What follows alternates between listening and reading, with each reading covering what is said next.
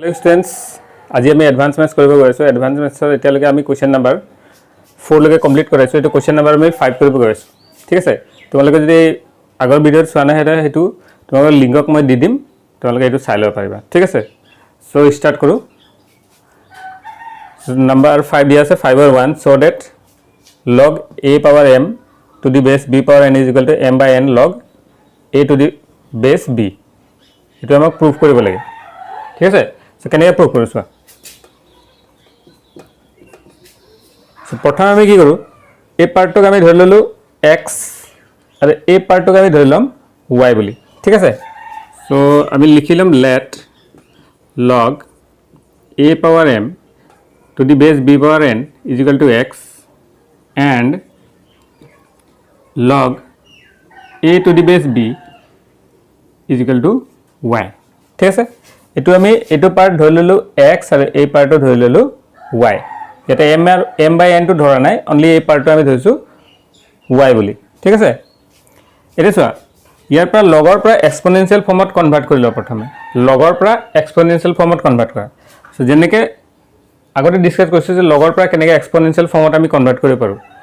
So তোমালোকে এটো চোৱা নাই, নাজানা হলে ভালকে চাই লবা হা আগৰটো। সো কেনেকৈ কৰে মই আৰু এবাৰ দেখাই দিছো।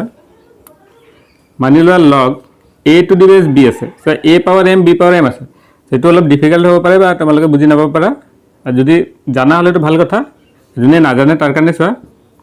যদি log a to the base b আছে, আইটোক আমি লৈ ললো x, সো এটো হ'ল লগাৰিদমিক ফৰ্ম। ইয়াক এক্সপোনেনশিয়াল ফৰ্মত কনভাৰ্ট কৰিলে তোমাৰ এই যেটো নাম্বাৰ আছে, নাম্বাৰটো as it is থাকি যাব, b টো কত গুছি যাব ইয়াৰ ফুটত।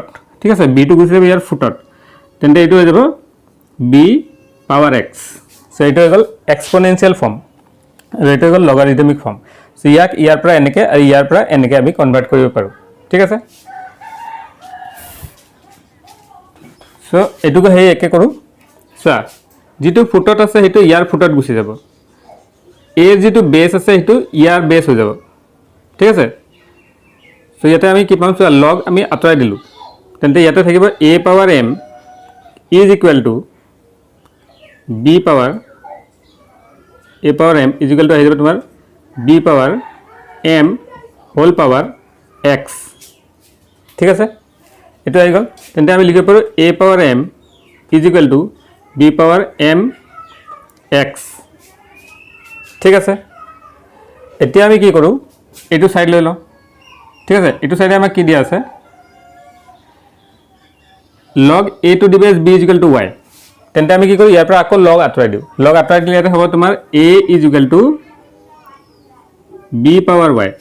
b টো কত কাৰ ফুটত, y ৰ ফুটত। যেনেকৈ log আতৰাইলো b টো y ফুটত। ঠিক আছে, y ৰ ফুটত গুছি যাব। তেন্তে এই যেটো ভ্যালু আছে এটুক আমি ইয়াতে পুট কৰি দিও। সো আমি লিখিম এটো লৈ লোৱা নাম্বাৰ 1 বুলি। সো আমি লিখিম from 1। সো আমি কি কৰো, a মানটো ইয়াতে বহাই দিছো। সো এটো আহিলে তোমাৰ a ঠাই যদি আমি b power y বহাই দিও, তেন্তে এটো হৈ যাব b power y whole power m equal to b power m x। ঠিক আছে, এটা এটো কি হ'ব, y টো পূৰণ হৈ যাব ইয়াৰ লগত। সো এটো আহিলে b y m। ঠিক আছে, b power y m equal to b power m x। এটা চোৱা তোমাৰ বেস কিটা সেম আছে, বেস কিটা সেম হলে পাৱাৰ কিটা কি হ'ব, একে হৈ যাব। So y power m is equal to আমি লিখি পাৰো m power y m is equal to mx। ঠিক আছে, y m is equal to mx। এটা তুমি কি চাবা, কিবা এটা মিস্টেক হৈ আছে, এটো n হয়, n m নহয়, এটো n হ'ব।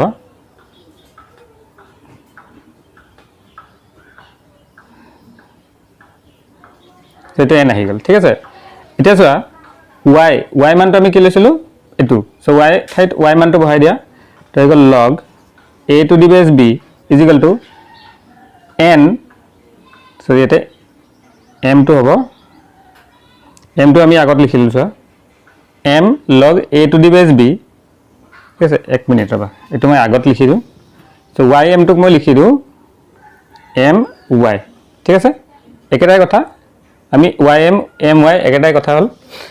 সো m টো ইয়াতে লিখিলো, y টো ঠাইত y মানটো লিখি দিলো। এটো হৈ গল y যেটো ধৰিছিলো আমি লৈছিলো যে a to the base b ইয়াতে n টো এজ ইট ইজ x ৰ ঠাইত এটো বহাই দিয়া log a power m to the base b power n ঠিক আছে এটা n টো ইফালে লৈ আনা সেটো হৈ যাব m/n log a to the base b is equal to log a power m to the base b power n so আমাৰ এটো হৈ গল সো এটো প্ৰুফ হৈ গল এটো হল কোশ্চেন নম্বৰ 5 ৰ 1 এটো আছে কোশ্চেন নম্বৰ 5 ৰ 2 এতিয়া আমি এটো কৰিব যাও সো সো এটো আমাক দিয়া আছে log b to the base root a log c to the base root b into log a to the base root c equal to x যদি এটো আমাক দিয়া আছে তেন্তে আমাক শো কৰিব লাগে যে x ৰ যেটো মান আছে এটো আহিব কিমান 8 8 আহিব সো এটো আমি কেনেকৈ শো কৰো সো প্ৰথমে কি কৰা এটো লিখি লোৱা যেটো গিভেন আছে সো আমি লিখিলাম given log b to the base root a into log c to the base root b into log a to the base root c equal to x এটা আমি লিখি ললো ঠিক আছে এটা আমি ইয়াতে কি কৰো ভূমি পৰিৱৰ্তন বিধি যেটো বেস চেঞ্জিং ফৰ্মুলা আছে এটো মতে আমি তলত লৈ আনো যেটো আমি তলত লৈ আনলে কি হ'ব ইয়াৰ বেসটো যেটো বেস আছে এটো নাম্বাৰটো বেস হৈ যাব এটো হৈ যাব log root a to the base b into 1 by log root b to the base c so base to number or number to base ho jayega next equal it equal 1 by log root c to the base a equal to asile tomar x ঠিক আছে এটো আহিলে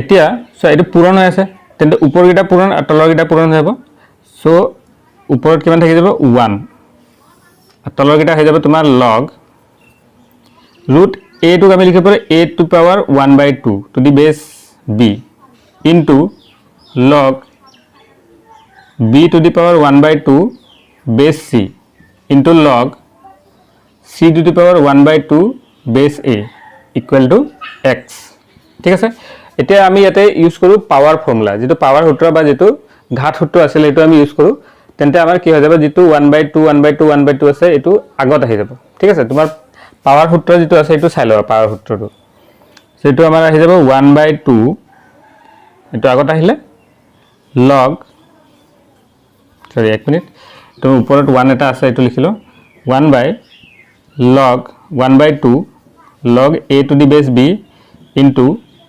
1/2 log b to the base c into 1/2 log c to the base a এটা এটো আমি লিখি পাৰো 1/2 into 1/2 into 1/2 এটা হল 1/8 ঠিক আছে 2 গুণ 4 4 গুণ 8 এটো আই যাব তোমাৰ into log a to the base b into log b to the base c into log c to the base a ঠিক আছে এটা 8 টো উপৰত লৈ যোৱা এটো আই যাব তোমাৰ 8 by log a to the base b into log b to the base c into log c to the base a এখিনি আহিলে ঠিক আছে এটো তোমালোকে সাগে নোট কৰিলা তে এটো মই মুছি পেলে কৰাই দি আছো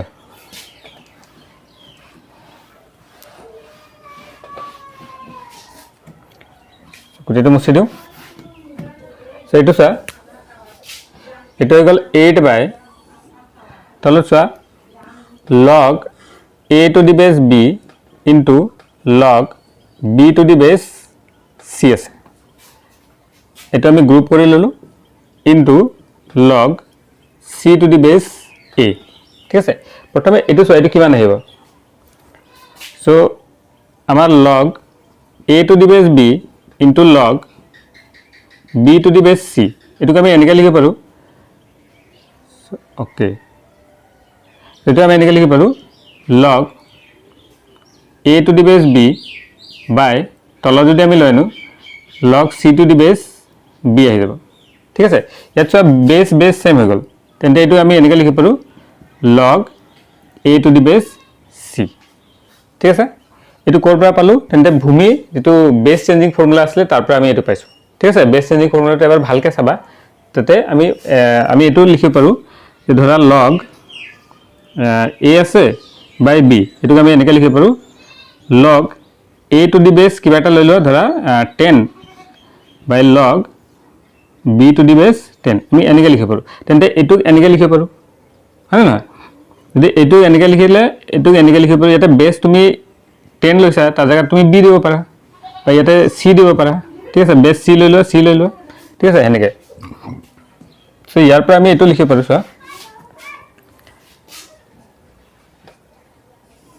সো এটু হৈ গ'ল তোমাৰ 8 ঠিক আছে এটু হৈ গ'ল তোমাৰ 8 আৰু এটু তোমাৰ আহি যাব log a টু দি বেছ c এটু বুজাইছো কেনেকৈ আহিলে ইনটু এটু হৈ গ'ল log c টু দি বেছ a ঠিক আছে এতিয়া এটু চোৱা এটু কিমান আহিব যদি মই তলত দেখাই দিছো log a টু দি বেছ c into log c to the বেছ a এটা যদি এটু আমি তলত লৈ আনো তো এটা আহিব log a টু দি বেছ c বাই সো তলত আহিলে কি হ'ব বেছটো নাম্বাৰটো বেছ হৈ যাব সো a টু দি বেছ c হৈ যাব দুটা একে হৈ গ'ল কেনসেল হৈ দিলে কিমান থাকিব 1 তাৰ মানে এই তলৰটো 1 হৈ যাব সো এটো হৈ গ'ল 8 বাই 1 which is equal to 8 সৰি ইয়াতে x আছিল আমাৰ x টো লিখিব পাহৰি গলো সো এটো হৈ গ'ল x which is equal to x is equal to x is equal to x and this is equal to x তেন্তে x is equal to 8 by 1 তেন্তে ইয়াৰ পৰা আমি লিখিব পাৰো x is equal to 8 so এটো আমাৰ হৈ যায় প্ৰুফ ঠিক আছে তো 5 ৰ 1 আৰু 5 ৰ 2 আমি কমপ্লিট কৰি ললো এতিয়া আমি 6 নম্বৰ লৈকে যাও ঠিক আছে